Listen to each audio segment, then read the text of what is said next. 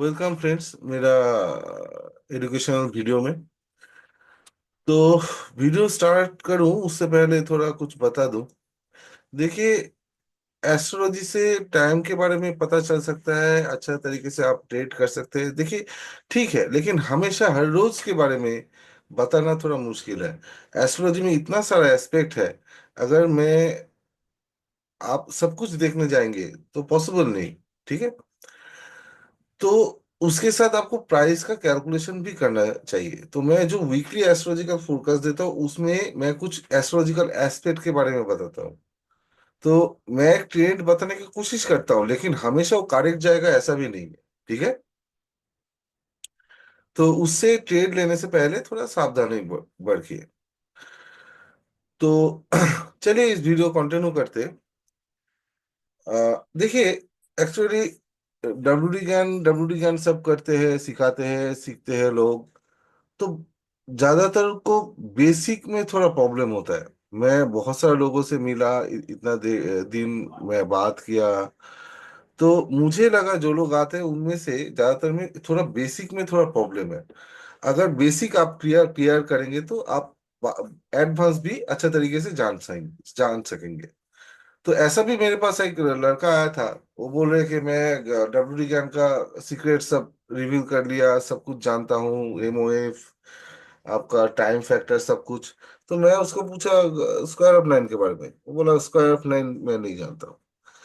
तो square of nine तो आपका बेसिक एक हथियार है। आपका सोचिए कि एक कारपेंटर के लिए एक हथौड़ा है।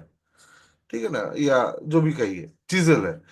तो उसको अगर आप यूज नहीं करना जानते तो एडवांस चीज क्या देखेंगे? प्राइस का कैलकुलेशन ही मेन है। ठीक है। सिर्फ टाइम फैक्टर जानने से काम नहीं चलेगा, है ना। तो थोड़ा ये टॉपिक बहुत वास्ट है। ठीक है ना। इसको सीखने में तो आपको टाइम लगता है। जो लोग आप लोगों को एक दो दिन में वो सिखा देता है, गलत है। इवन मैं भी जो सिखाता हूँ 3-4 महीने से, उतने में भी पूरा सीखा नहीं जा सकता है। अगर आप बोलेंगे कि मेरा टोटल कोर्स टाइम आपका मिनिमम मतलब एडवांस और बेसिक लेके 5 to 6 मंथ का है, तो उसमें भी आपका पूरा नहीं आता है बहुत कुछ। मैं भी बता नहीं पाता हूँ। ठीक है। तो जो लोग मैं जानता हूँ बहुत सारे लोग बुक पढ़ रहे हैं और सीखने का कोशिश कर रहे हैं।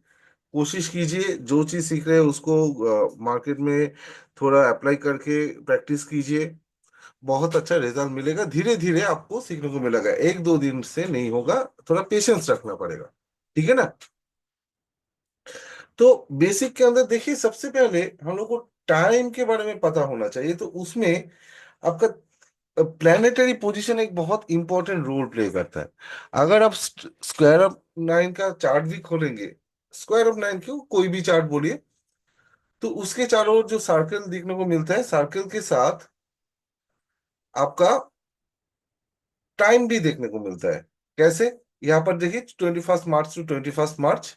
इवन इसको अगर डेली करेंगे तो 6 AM to 6 AM, 24 आवर का। और उसके साथ प्लानिटरी पोजीशन भी हम लोग को देखने को मिलता है एंगल में। तो इसके बारे में थोड़ा आज मैं डिटेल्स में बताना चाहता हूँ। ठीक है।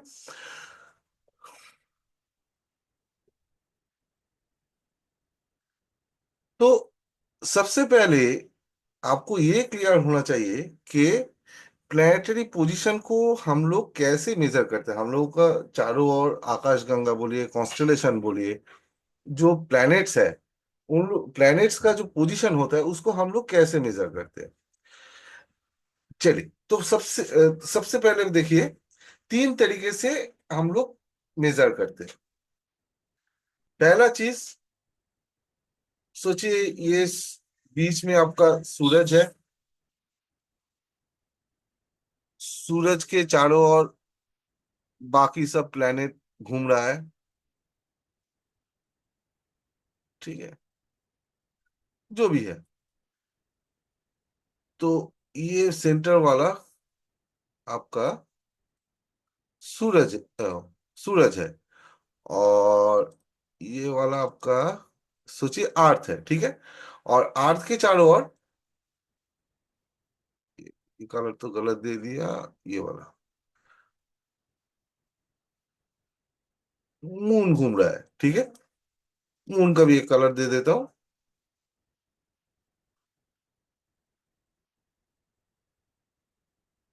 अच्छा, हाँ, मून घूम रहा है। तो इसमें देखिए, प्लैनेट का पोजीशन हम लोग कैसे मेजर करते हैं। तीन तरीका है। एक, सबसे पहले हीलियोसेंट्रिक।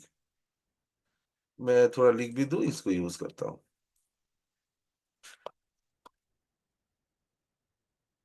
नहीं, यहाँ पर नहीं।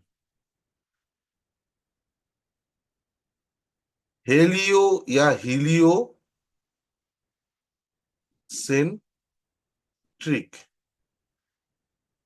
हीलियोसेंट्रिक ऑब्जर्वेशन, हीलियोसेंट्रिक ऑब्जर्वेशन क्या होता है? अगर आप सन को सेंटर में पकड़ के बाकी सब प्लेनेट का पोजीशन एक सर्कल के बेस में मेजर करते हैं, तो उसको हीलियोसेंट्रिक ऑब्जर्वेशन कहा जाता है, ठीक है। हीलियोसेंट्रिक ऑब्जर्वेशन कैसे होता है? सोचिए ये सन है, तो सन से बाकी सब प्लेनेट का पोजीशन आप मेजर कर रहे हैं,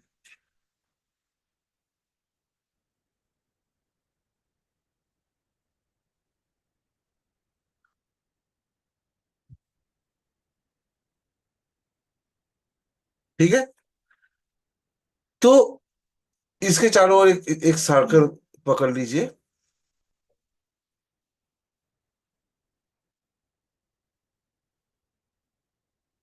ठीक है। तो सर्कल का स्टार्टिंग सोचिए ये वाला लाइन है। तो ये वाला, इसका कलर भी मैं चेंज कर देता हूँ। तो विथ ये वाला लाइन के बेस में बाकी सब प्लेनेट कितना डिग्री एंगल में है with respect to this circle आपको मेजर करना है, ठीक है ना। विथ, जस्ट फॉर एग्जांपल, अगर ये वाला प्लेनेट पकड़ेंगे, ये सोचिए कि एक मिनट, हाँ, ये सोचिए कि कौन सा होगा आपका, जुपिटर है, ठीक है। तो जुपिटर कितना डिग्री एंगल में है? ये शायद 50 डिग्री 60 डिग्री होगा। सोचिए ये सैटर्न है, सैटर्न कितना डिग्री एंगल में है? सैटर्न है आपका, देख के लगता है 135 डिग्री। और देखिए सभी एंटी क्लॉकवाइज घूमता है, ठीक है ना।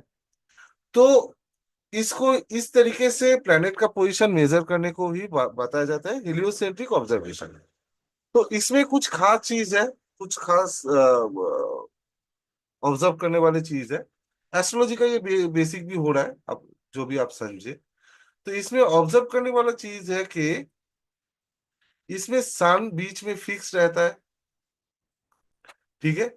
और विथ एक्चुअली सन भी मूव करता है, सन आगे मूव करता है और उसके पीछे मतलब सामने की तरफ, एक मिनट, सामने की तरफ मूव करता है और उसके पीछे बाकी प्लेनेट घूमते घूमते आगे जाता है।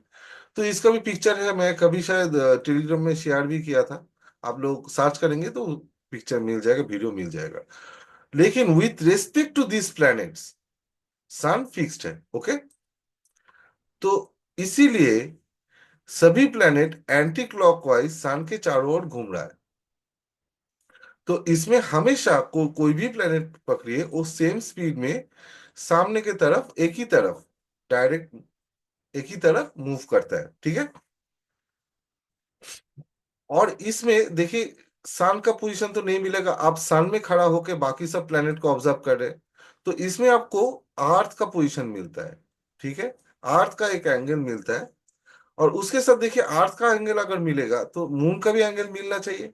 लेकिन अगर आप अर्थ का पोजीशन जानते हैं तो मून का पोजीशन जानना बेकार हो जाता है, क्योंकि मून अर्थ के चारों साथ ही घूम रहा है। तो कभी भी देख लीजिएगा आप, अर्थ और मून का पोजीशन दोनों सेम ही होगा हीलियोसेंट्रिक ऑब्जर्वेशन में, ओके। सभी प्लैनेट एक फिक्स स्पीड में सन के चारों ओर घूम रहा है। तो मैं छोटा करके प्लैनेट का टाइम थोड़ा बता दूं। सबसे पहले, सबसे नजदीकी प्लैनेट मार्करी। मार्क लिखने में तो प्रॉब्लम हो रहा है इसको।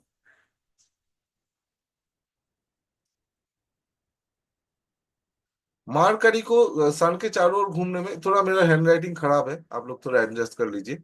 मार्करी को सन के चारों ओर घूमने में 88 डेज लगता है। वेनस को उसके बाद सन के चारों ओर घूमने में लगभग 225 डेज लगता है। इसके बाद आर्थ हो गया, आर्थ आपका, आर्थ के लिए,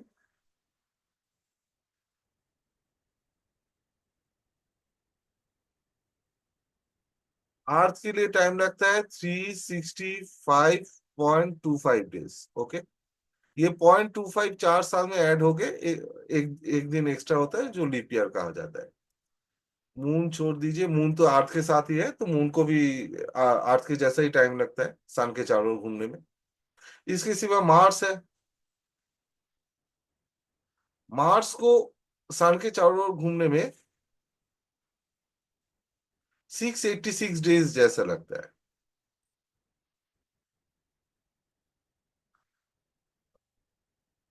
इसके बाद जुपिटर है। जुपिटर को आप लगभग 12 साल, 12 ईयर, या आप अगर एक्यूरेटली बताएंगे तो 11.862 ईयर होता है। तो विकिपीडिया खोलेंगे तो उसमें आपको मिल जाएगा। और सैटर्न को लगभग 30 साल, या अगर एक्यूरेटली देखेंगे तो 29.442 ऐसा कुछ ईयर लगता है। ठीक है, विकिपीडिया में आपको ये इंफॉर्मेशन मिल जाएगा। चलिए, तो ये हो गया हेलियोसेंट्रिक ऑब्जर्वेशन। तो इसमें कोई रेट्रोगेट मोशन नहीं रहता है। इसमें सन के बदले अर्थ का प्लेनेटरी पोजीशन मिलता है। और अर्थ का प्लेनेटरी पोजीशन के साथ मून का प्लेनेटरी पोजीशन सेम होता है, क्योंकि मून अर्थ के साथ ही घूम रहा है सन के चारों ओर। ठीक है ना। तो चलिए थोड़ा क्लियर करते हैं। ओ, क्या कर रहा हूँ।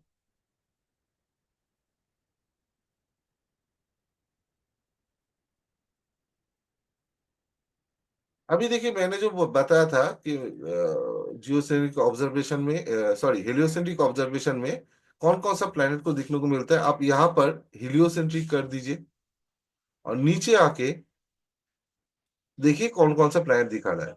देखिए, अर्थ का प्लेनेटरी पोजीशन आपको मिलेगा। कोई भी टाइम ले लीजिए, अर्थ के साथ मून का प्लेनेटरी पोजीशन मैं थोड़ा मार्क करके भी दिखाता हूँ। ये अर्थ का प्लानिटरी पोजीशन है 91 डिग्री। कोई भी टाइम ले लीजिए, अर्थ के साथ मून का प्लानिटरी पोजीशन सेम ही रहेगा। मैं थोड़ा टाइम चेंज करके भी दिखाता हूँ, ये आज का ही है शायद, टुडे करके, हाँ। कोई भी टाइम ले लीजिए, ठीक है, दोनों सेम ही मिलेगा आपको। आज से 2 साल बाद, 3 साल बाद, कोई भी 2-3 महीना बाद, कोई भी टाइम ले लीजिए, ठीक। अर्थ और मून का पोजीशन दोनों सेम ही मिलेगा, ठीक है। अभी देखिए, ये तो हो गया हेलियोसेंट्रिक। नेक्स्ट कौन सा आता है? नेक्स्ट आता है आपका जियोसेंट्रिक। जियोसेंट्रिक ऑब्जर्वेशन में क्या होता है? जियोसेंट्रिक ऑब्जर्वेशन में हम लोग सन के बदले अर्थ से बाकी प्लैनेट का पोजीशन मेजर करते हैं, ठीक है। देखिए, ये एस्ट्रोनॉमी कहिए, एस्ट्रोलॉजी बुक कहिए, दोनों का ही बेसिक पार्ट है, एकदम स्टार्टिंग। तो जो लोग सिर्फ एस्ट्रोलॉजी भी सीखते हैं, वो भी थोड़ा देख लीजिए। अभी जियोसेंट्रिक ऑब्जर्वेशन में क्या होता है? जियोसेंट्रिक ऑब्जर्वेशन में हम लोग अर्थ के बेसिस से बाकी सब प्लेनेट का पोजीशन मेजर करते हैं। थोड़ा सेंटर से खींचने से अच्छा दिखने के दिखेगा, जो भी है।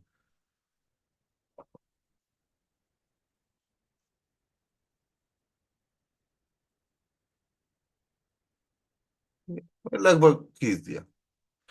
तो जियोसेंट्रिक ऑब्जर्वेशन में आर्ट से हम लोग बाकी सब प्लैनेट को खींच रहे हैं, तो सोचिए कि स्टार्टिंग पॉइंट ये वाला लाइन होगा, ठीक है।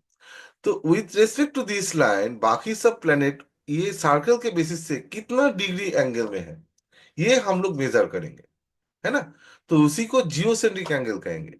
तो इसमें देखिए, मून है आपका, जुपिटर है। मून सोचिए 45 डिग्री है, जुपिटर आपका कितना डिग्री होगा, 80 डिग्री है। जो भी, अब मैं एक्यूरेटली नहीं कर रहा, सन 180 डिग्री में है। इस तरीके से मेजर किया जाता है।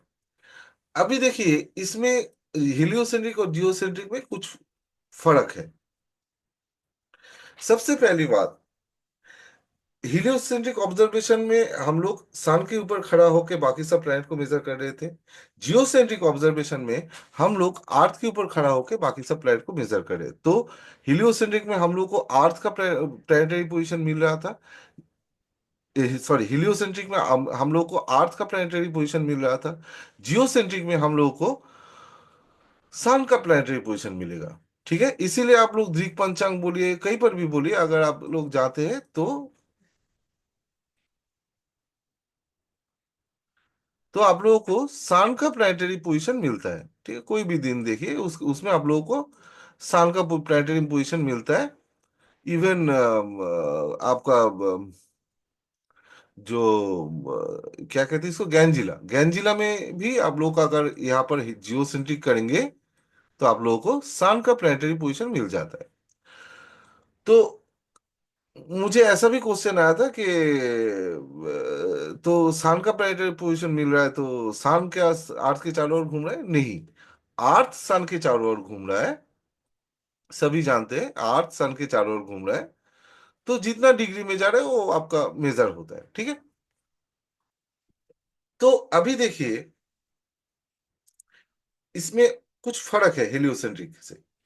पहली बात देखिए, यहाँ पर आपका अर्थ हेलियोसेंट्रिक में अर्थ और मून का प्लैनेटरी पोजीशन दोनों सेम था। लेकिन यहाँ पर सन और मून का प्लैनेटरी पोजीशन दोनों अलग होगा, क्योंकि मून अर्थ के चारों ओर घूम रहा है। तो इसका भी एक अलग से कैलकुलेशन होगा। और अर्थ सन के चारों ओर घूम रहा है, तो कोई भी पोजीशन में सन अर्थ का जिस डायरेक्शन में रहेगा उसके बेसिस से आपका एंगल डिटरमाइन होगा। है ना? अभी देखिए, इसमें और एक चीज बहुत खास होता है, रेट्रोग्रेड मोशन। हिंदी में शायद बकरी कहा जाता है। ठीक है, रेट्रोग्रेड मोशन को, रेट्रोग्रेड मोशन या बकरी मतलब ग्रहों का उल्टा चलना। ठीक है, उल्टा कैसे चलता है ग्रह? ग्रह तो सभी एक ही डायरेक्शन में चलता है, उल्टा तो नहीं चल सकता है। देखिए, उल्टा चलना मतलब जब भी दो प्लैनेट एक दूसरे का नजदीक आ जाता है तो दोनों प्लैनेट के बीच आपका एक रिलेटिव मोशन क्रिएट होता है। मैं इसका एग्जांपल दिखाना चाहता हूँ। यहाँ पर तो ये ड्राइंग है। मैं अभी इस ड्राइंग को डिलीट नहीं करना चाहता हूँ, मैं छोटा करके साइड में दिखा रहा हूँ। सोचिए, दो पटरी है रेल लाइन की। मैं पहले यही एग्जांपल देता था।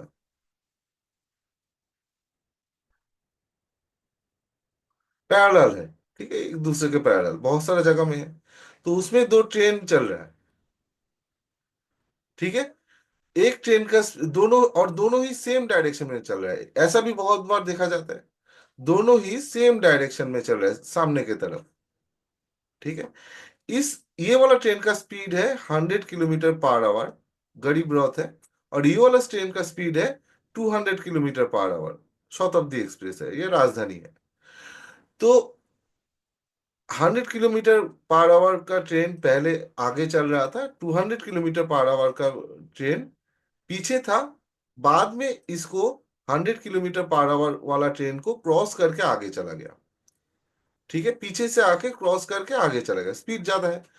तो 100 किलोमीटर पर आवर का ट्रेन में अगर कोई आदमी खड़ा होगा, और 200 किलोमीटर पर आवर के ट्रेन में अगर कोई आदमी खड़ा होगा, जब ये दोनों ट्रेन क्रॉस कर रहा है, तब 200 किलोमीटर पर आवर का ट्रेन में जो आदमी खड़ा है वो क्या, ये वाला ट्रेन को कैसे दिखेगा?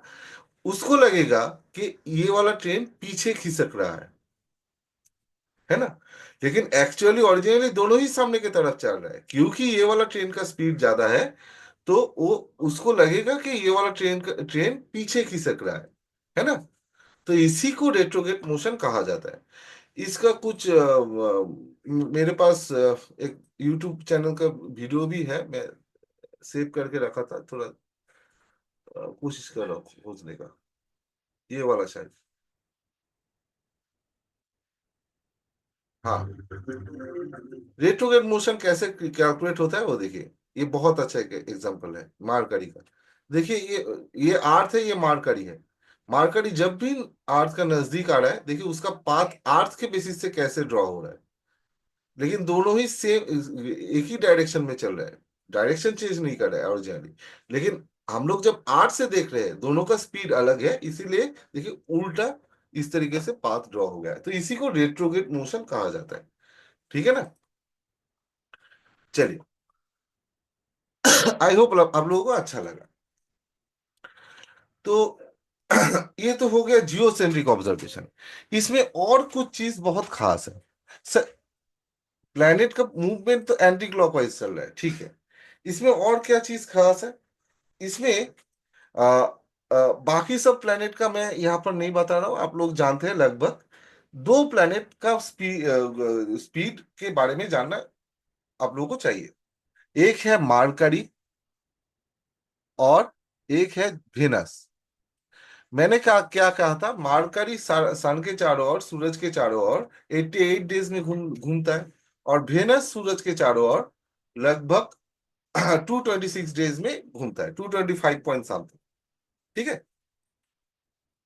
तो अर्थ हेलियोसेंट्रिक ऑब्जर्वेशन में तो प्रॉब्लम नहीं, लेकिन जियोसेंट्रिक ऑब्जर्वेशन में अर्थ से हम लोग ये दोनों प्लेनेट को मेजर करें, तो ये दोनों प्लेनेट अर्थ से सन के नजदीक है, तो ये जो इक्लिप्टिकल पाथ है अर्थ का, उसके अंदर है ये दोनों प्लेनेट।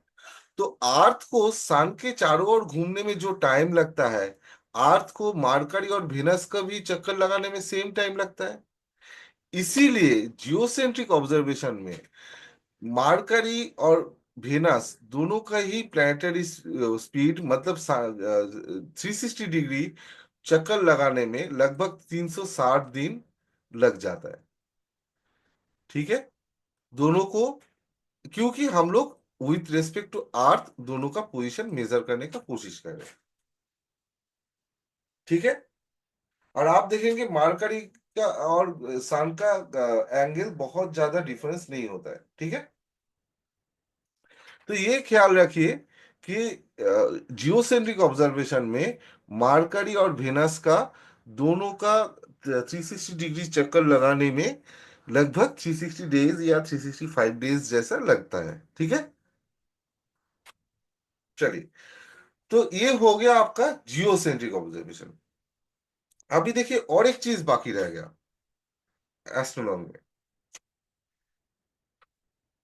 जो आप लोगों को जानना चाहिए अगर आप लोग ज्ञान सीखना चाहते हैं। वो क्या है?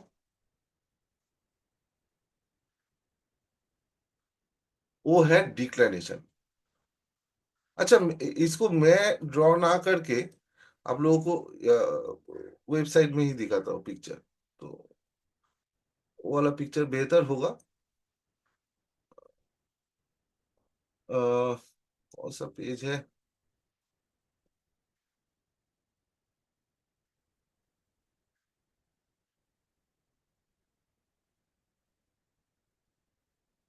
ये वाला वेबसाइट में जाएंगे तो पिक्चर मिल जाएगा। देखिए ये है आपका डिक्लेनेशन का पिक्चर। देखिए सबसे पहली बात, अर्थ सन के साथ परपेंडिकुलर नहीं है, वो थोड़ा हिला हुआ है, उसका एक्सिस थोड़ा एंगल में है, 23.44 या 23.5, जो भी आप एंगल कहिए। ठीक है। इस तरीके से ये वाला जो पिक्चर है इस तरीके से हिला हुआ है, कलर भी चेंज कर दूं। ठीक है। इस तरीके से एक्सिस थोड़ा हिला हुआ है, ऐसा परपेंडिकुलर नहीं है। ठीक है ना। इसीलिए क्या होता है, एक मिनट, जब अर्थ सन के चारों ओर घूम रहा है तब इसका एक्सिस स्ट्रेट ना होके ऐसा हिला हुआ है, तो कभी सन का रोशनी अर्थ का सादर्न हेमिस्फीयर पे गिरता है, सादर्न पार्ट में, साउथ पार्ट में। कभी सन का रोशनी नॉर्थ पार्ट में गिरता है। ठीक है। तो जब सन कभी इक्वेटर के ऊपर गिरता है, तो सन का रोशनी अर्थ का इक्वेटर के साथ जो एंगल क्रिएट करता है, उसी एंगल को डिक्लाइनेशन एंगल कहा जाता है। ठीक है, ये वाला एंगल को डिक्लिनेशन एंगल कहा जाता है। तो इसके बारे में हम लोग थोड़ा और जानेंगे। तो इसको क्यों सीखेंगे, उसका भी एक, कोई भी चीज बेमतलब नहीं होता है। Geocentric position, heliocentric position, heliocentric हम लोग उतना चर्चा नहीं करते, लेकिन फिर भी हम लोग डिस्कस करेंगे क्योंकि एस्ट्रोलॉजी में आता है। लेकिन डिक्लिनेशन एंगल को क्यों सीखेंगे? देखिए, ये स्क्वायर ऑफ नाइन है। ठीक है, मैं प्लानिटरी प्लैनेट्स को हटा देता हूँ। थोड़ा वीडियो लंबा हो रहा है, लेकिन मैं कोई भी चीज डिटेल में सिखाना या बोलना पसंद करता हूँ। क्रोनोमीटर नहीं, सॉरी, कॉस्मोग्राम। तो यहाँ पर आपको 6 AM to 6 PM देखने को मिलता है। तो ये भी कोई बेमतलब नहीं है। 6 AM क्या है? 6 AM आपका, 6 AM आपका है सुबह का सनराइज टाइम। कैसे? देखिए, पहले का ये देखिए, इंटरडे का एक दिन का टाइम मेजर किया जा रहा है यहाँ पर। मतलब अर्थ को सन के चारों ओर जब घूम रहा है, तब अपना एक्सिस में भी घूम रहा है। आप लोग जानते हैं अर्थ का दो टाइप का मतलब मोशन होता है। एक सन के चारों ओर 365 डेज में 360 डिग्री घूमता है, 365.25 डेज में। और एक है अपना एक्सिस के चारों ओर 24 आवर में 360 डिग्री घूमता है। तो 24 आवर में जो 360 डिग्री घूमता है, उसी को एक दिन में हम लोग वॉच में कैलकुलेट करते हैं उस टाइम को। तो 24 आवर आता है। तो इसमें क्या है, पहले के टाइम में कैसे मेजर किया जाता है? पहले के टाइम में आप लोग, जो भी लोग उड़ीसा में रहते हैं, पुरी में गए हैं, कोणार्क टेम्पल, बंगाली लोग, मैं तो बहुत बार गया हूँ। ज्यादातर मैक्सिमम बंगाली कभी ना कभी वहां पर घूम घूम के ही आते हैं। तो वहां पर जो कोणार्क टेम्पल है, कोणार्क टेम्पल पे सन डायल है। तो पहले के टाइम में आप यहाँ पर कोई खंबा कर देते थे वो लोग, सुबह ईस्ट के तरफ से सनराइज होता था, है ना? तो सन का रोशनी खंबे के ऊपर, पोल के ऊपर गिरता था। उसका शेडो क्रिएट होता था लेफ्ट साइड में। ठीक है। तो वो शेडो जब क्रिएट होता था, वो कौन सा टाइम होता था? सनराइज के टाइम। वो शेडो देख के वो लोग डिसाइड करते थे ये सनराइज हो गया। पूरा दिन ये 180 डिग्री घूमता था। और जब शाम को सनसेट होता था, सनसेट होता था, तब इसका शेडो पोल के ऊपर गिर के राइट साइड में क्रिएट होता था। टाइम कौन सा होता था? सनसेट का। अभी देखिए, पूरा साल का जो सनराइज एंड सनसेट टाइम है, वो तो यहाँ पर इतना छोटा जगह में दिया जाना पॉसिबल नहीं है। तो उन्होंने एवरेज टाइम, उनका जो ओरिजिनल चार्ट है, उनमें एवरेज टाइम 6 AM दे के रखा है। ठीक है। तो जो लोग एस्ट्रोलॉजी में टाइम का कैलकुलेशन कैसे होता है उसको डीपली जानेंगे, उन लोगों को ज्ञान का जो टाइम का कॉन्सेप्ट है सही से पता चलेगा। ठीक है। थोड़ा डिटेल्स में सीखना पड़ता है। तो इसमें देखिए, ये तो इंटरडे का हो गया। अभी स्विंग के लिए, आठ साल के चारों ओर 365 डेज में 360 डिग्री घूमता है। तो यहां पर उन्होंने 0 डिग्री में लेफ्ट साइड में 21 मार्च रखा था। तो 21 मार्च क्यों रखा था? देखिए, कोई भी चीज विदाउट लॉजिक नहीं होता है ना? और वो यहाँ पर 1 जनवरी रख सकते थे, इवन 25 5 दिसंबर रख सकते थे, या कोई भी जो स्पेशल दिन है आपका क्रिश्चियन के लोगों के हिसाब से वो रख सकते थे। लेकिन वो 21 मार्च रखा है। हम लोगों का बंगाली लोग या बोलिए, या इंडिया का ज्यादातर लोकेशन में जहां पर सन ओरिएंटेड कैलेंडर होता है, वहां पर साल का स्टार्टिंग होता है 15 अप्रैल के आसपास। पहला बोईशाख बंगाली में कहते हैं। तो एक्चुअली दो तरीके का कैलेंडर होता है, मैं यहाँ पर डिस्कस नहीं कर रहा हूँ। एक है सन ओरिएंटेड, एक है मून ओरिएंटेड। मून ओरिएंटेड होता है जो एक पार्टिकुलर पूर्णिमा टू नेक्स्ट पूर्णिमा, आपका एक महीना। और वो पार्टिकुलर पूर्णिमा एक जब नेक्स्ट ईयर घूम के आता है, वो एक साल होता है। और सन ओरिएंटेड क्या होता है?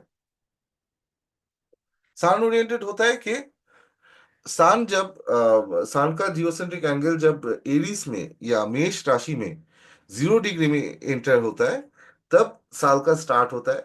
बंगाली में उसको बोईशाख मास कहा जाता है। तो वो होता है आपका 15 अप्रैल के आसपास। हम लोग के यहाँ पर पहला बोईशाख या नया साल सेलिब्रेट किया जाता है। हर एक 30 डिग्री जोडियक साइन या राशि चक्र में जब भी सन 30 डिग्री क्रॉस करता है, एक राशि को क्रॉस करता है, एक महीना होता है, ठीक है। तो इसी बेसिस में अगर आप कभी भी बंगाली में मतलब इंडियन कैलेंडर के हिसाब से या बंगाली में कोई भी डेट जानेंगे और महीना कौन सा मंथ चल रहा है जानेंगे, तो आप बता सकते हैं कि सन का एंगल कितना है। थोड़ा एक एक 1.5 डिग्री का इधर उधर हो सकता है, ठीक है। चलिए, तो यहां पर उन्होंने 21 मार्च क्यों रखा था? ये 21 मार्च भार्नल इक्विनॉक्स का डेट है, ठीक है। तो चले इस ये स्पेशल क्यों है वो थोड़ा जान लेते हैं। देखिए, 21 मार्च क्या होता है? सन का रोशनी इक्वेटर के ऊपर गिरता है डायरेक्टली, ठीक है। तो दिन और रात दोनों सेम होता है, डे एंड नाइट दोनों सेम होता है। फिर 21 जून सन का रोशनी नॉर्दर्न हेमिस्फीयर पे ऑलमोस्ट 23.5 डिग्री लैटिट्यूड में गिरता है, इक्वेटर के साथ 23.44 डिग्री एंगल क्रिएट करता है। तो यहां पर सबसे लंबा दिन होता है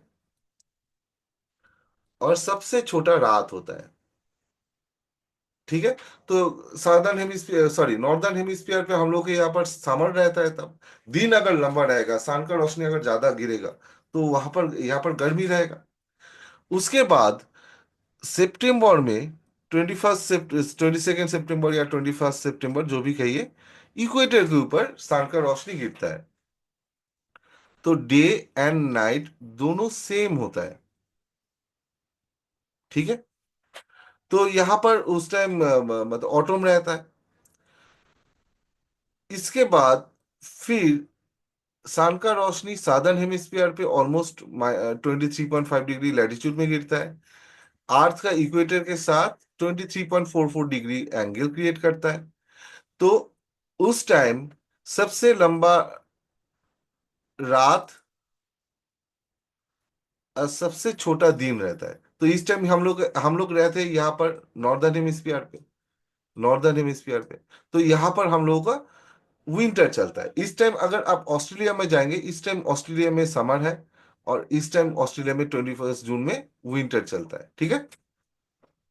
जो भी है, तो ये खास क्यों है? देखिए, अर्थ में मतलब पृथ्वी में आपका जो सीजन चेंज होता है, जो वेदर चेंज होता है, ठीक है, उसका वजह क्या है? उसका वजह दो है। एक, अर्थ सन के चारों ओर घूम रहा है। दूसरा, अर्थ का ये जो इंक्लाइनेशन है टुवर्ड्स सन, ये थोड़ा हिला हुआ है 23.4 डिग्री में, ठीक है। ये ब- तो अगर हिला हुआ ना रहता तो सन का रोशनी हमेशा इक्वेटर के ऊपर ही गिरता। तो अर्थ में कभी भी सीजन चेंज नहीं होता है, ठीक है। और एक चलिए और एक वजह बता देता हूं।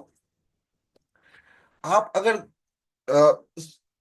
यहाँ पर तो उतना अच्छा तरीके से पता नहीं चलता है, अगर आप अमेरिका में जाएंगे या वहां पर आपको अच्छा तरीके से पता चलेगा कि 21 मार्च इस टाइम वहां पर सीजन कैसा रहता है, चारों ओर नेचर में क्या चलता है। नेचर में पेड़ पौधा नया तरीके से खिलना स्टार्ट करता है, सब कुछ नया जन्म लेता है। तो ये आपका बार्थ सिग्निफाई करता है नेचर में, आफ्टर विंटर, ठीक है। 21 जून इस टाइम सभी कुछ बहुत फास्ट ग्रो करता है, आपका बारिश का टाइम होता है, ठीक है ना। बहुत फास्ट ये ग्रो करता है, पेड़ पौधा बहुत फास्ट ग्रो करता है। तो ये यंग एज को सिग्निफाई करता है। 22 सितंबर में क्या होता है? 22 सितंबर में फिर से दिन और रात दोनों सेम होता है। इस टाइम आपका ऑटम रहता है। इस टाइम देखेंगे कि जो ग्रोथ रेट था वो धीरे धीरे स्लो हो रहा है, ठीक है ना। वो उतना फास्ट नहीं हो रहा है। ठीक है, ये आपका मिडिल एज सिग्निफाई करता है। लिखना थोड़ा मुश्किल है। और जो 21 दिसंबर है, इसमें विंटर के टाइम पेड़ पौधा सूख जाता है, पत्ते गिर जाता है सूख के, आपका एनिमल सभी हाइबरनेशन में चले जाते हैं। तो ये टाइम, दिसंबर के टाइम, ये डेथ को सिग्निफाई करता है। तो ये जो चारों डेट, ये जो साइकिल है डिक्लिनेशन एंगल का, तो ये आपका नेचर का जो लाइफ साइकिल है, नेचर का जो साइकिल है, उसको सिग्निफाई करता है ना। इसीलिए डब्ल्यू डी गैन ये डिक्लिनेशन एंगल, ये जो स्टार्टिंग डेट था 21 मार्च, इसको 0 डिग्री में रखे थे, और डिक्लिनेशन एंगल से आपका मेजर करते थे टाइम को। ठीक है। जनरली हम लोग टाइम को कैलकुलेट दो तरीके से करते हैं। एक, सन के चारों ओर जो अर्थ घूमता है उसको, उससे कैलेंडर बनता है 365 डेज में। और दूसरा, अर्थ अपना एक्सिस में जो 24 आवर में घूमता है, उससे आपका एक दिन का 24 आवर का जो टाइम होता है, वो काउंट होता है। ठीक है। तो डब्ल्यू डी कैन इसको ना मान के, ये जो डिक्लिनेशन का साइकिल है, इससे जो नेचर का लाइफ साइकिल चलता है, इसमें इससे जो आपका सीजन चेंज सिग्निफाई करता है, इसको उन्होंने कैलकुलेट किए थे। ठीक है। इसीलिए हम लोग डिक्लिनेशन एंगल के बारे में ज्यादा डिटेल्स में सीखेंगे। ठीक है। तो इसके बाद क्या है, देखिए, मैं थोड़ा दिखा देता हूँ। पहली बात, थोड़ा कुछ टर्म आप लोग जान लीजिए। 21 मार्च, यहाँ पर सन का रोशनी इक्वेटर के ऊपर गिरता है, तो इसको वार्नल इक्विनॉक्स कहा जाता है। 21 जून नॉर्दर्न हेमिस्फीयर पे गिरता है, जहां पर, यहाँ पर दिन और रात दोनों सेम होता है, यहाँ पर दिन सबसे लंबा रहता है, तो इसको सॉरी, इस टाइम हम लोग को यहाँ पर समर रहता है, तो इसको समर सोल्स्टिस भी कहा जाता है, या जून सोल्स्टिस भी कहा जाता है। तो 21 सितंबर या 22 सितंबर, जो भी कहिए, जो भी डेट आएगा, थोड़ा एक दिन का इधर उधर होता है। इक्वेटर के ऊपर फिर से एक सन का रोशनी गिरता है, दिन और रात दोनों सेम रहता है, तो इसको ऑटोम इक्विनॉक्स या सितंबर इक्विनॉक्स, जो भी कहिए, कहा जाता है। और 21 दिसंबर आपका क्या कहते हैं इसको, हाँ, अब विंटर सोल्स्टिस कहा जाता है, क्योंकि हम लोग के यहाँ पर विंटर चलता है, रात सबसे लंबा रहता है, तो इसको विंटर सोल्स्टिस या दिसंबर सोल्स्टिस भी कहा जाता है। ठीक है। तो क्यों हम लोग डिक्लिनेशन एंगल के बारे में जानेंगे, क्यों हम लोग डिक्लिनेशन एंगल को सीखेंगे, ये आप लोग को बता दिया। एक मिनट, मेरा गला में थोड़ा प्रॉब्लम कर रहा है, तो थोड़ा मैं ब्रेक ले लेता हूँ। चलिए फिर से शुरू करते हैं। तो एक मिनट।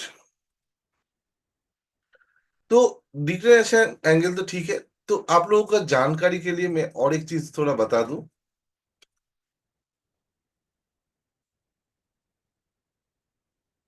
मैं इस टॉपिक में आ रहा हूं।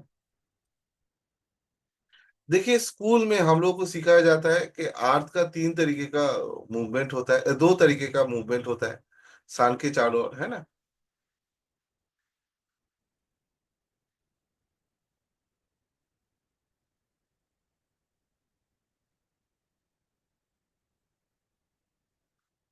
हाँ, एक मिनट। हाँ, एक है, सन के चारों ओर 365 डेज में 360 डिग्री घूमता है, और अपना एक्सिस में 24 आवर में 360 डिग्री घूमता है। लेकिन ये गलत है। अर्थ का 3 तरीके का मूवमेंट होता है। कौन सा?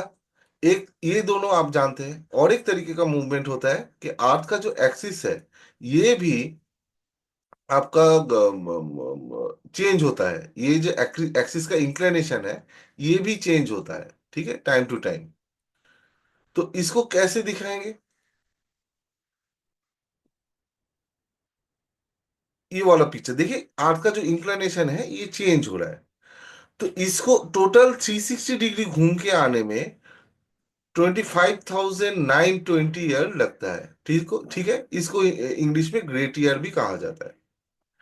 तो अगर आप अभी सोचिए कि इस तरीके से इंक्लिनेशन है, ठीक है ना, सॉरी। तो अगर आप 13,000 साल आगे या 13,000 साल पीछे चले जाएंगे, तो आपको वो इंक्लिनेशन इस तरीके से देखने को मिलेगा।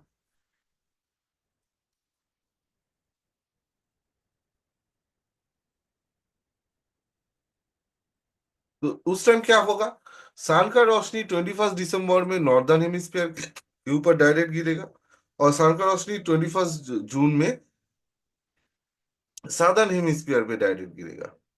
तो उस टाइम हम लोग के यहाँ पर 21 दिसंबर में, माने मतलब अभी आपका गर्मी रहेगा, और 21 जून में सर्दी या विंटर रहेगा, 13,000 साल आगे या पीछे चले। ठीक है, तो ये नॉलेज पर्पस में बताता हूँ। वॉर्टेक्स मैथ का जो वीडियो है उसमें भी मैं शायद बताया था, या आने वाला वीडियो में आएगा।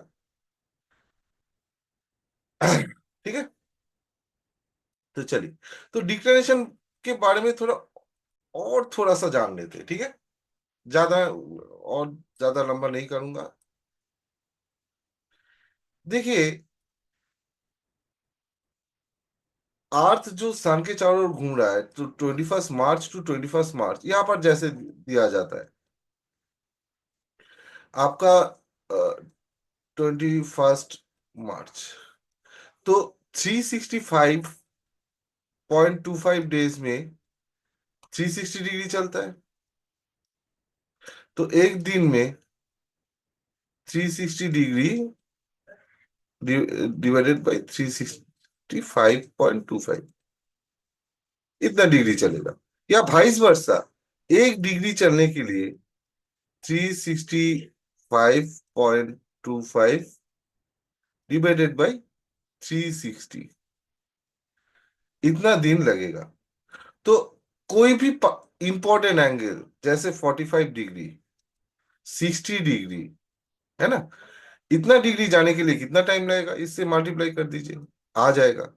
लेकिन सभी जगह में ये किया जाता है, लेकिन ये तरीका गलत है ना।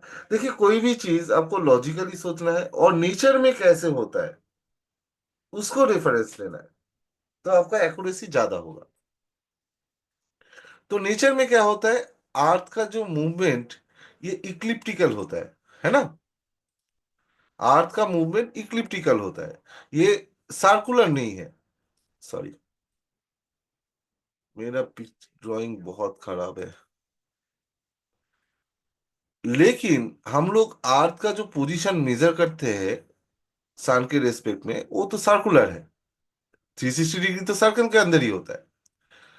तो अर्थ जब सन से दूर रहता है और जब सन से नजदीक रहता है, तो सेम एंगल कवर करने के लिए उसको डिफरेंट टाइम लगता है।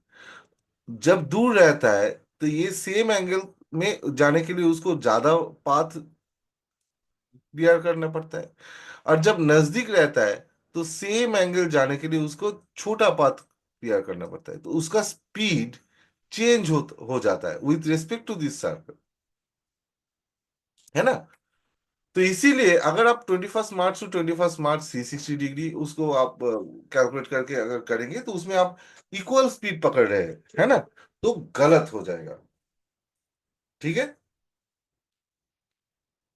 तो इसके लिए आप लोगों को क्या करना पड़ेगा, इसके लिए पर डे आपका अर्थ का जो पोजीशन है उसको आप लोगों को डाउनलोड करके कन्वर्ट करना पड़ता है। ठीक है, इसके आगे और देखिए उसका एग्जांपल में भी मैं आपको दिखा देता हूँ।